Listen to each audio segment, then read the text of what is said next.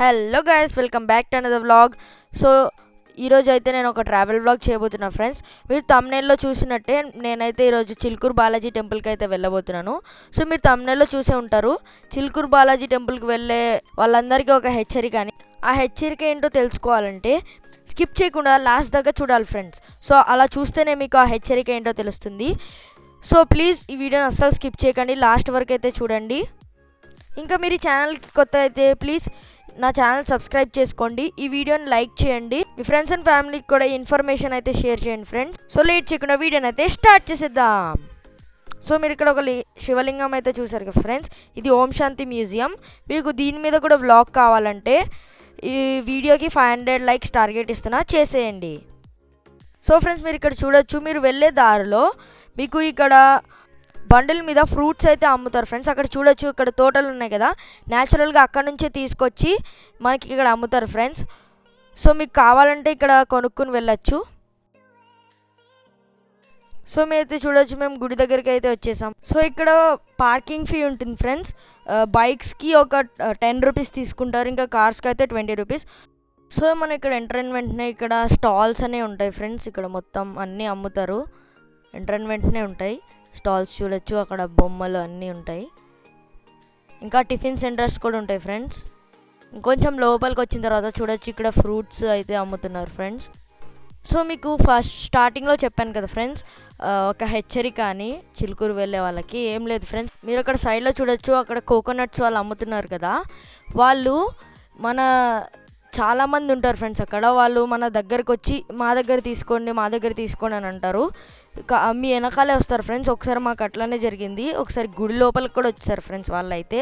So ఇది అనమాట హెచ్చరిక. ఇంకా మీకు వీలైతే బయటే తీసుకోండి ఫ్రెండ్స్, కోకోనట్స్ అవన్నీ ఏమన్నా.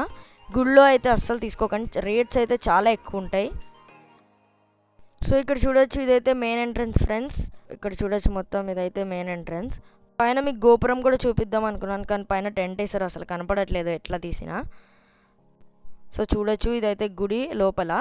నేను స్వామి వాళ్ళని అయితే తీయలేను, బికాజ్ అక్కడ పర్మిషన్స్ ఉండవు ఫ్రెండ్స్. మొత్తం అక్కడ డోంట్ యూజ్ మొబైల్స్ అని ఉంటుంది. సో మీకు ఇప్పుడు ఒక ఇంపార్టెంట్ విషయం చెప్తాను ఫ్రెండ్స్.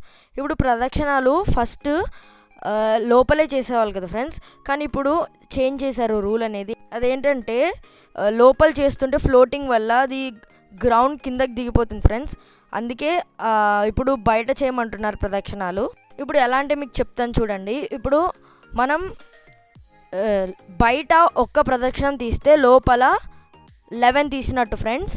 ఇప్పుడు బయట 11 తీస్తే లోపల 108 ప్రదక్షిణాలు తీసినట్టు ఫ్రెండ్స్.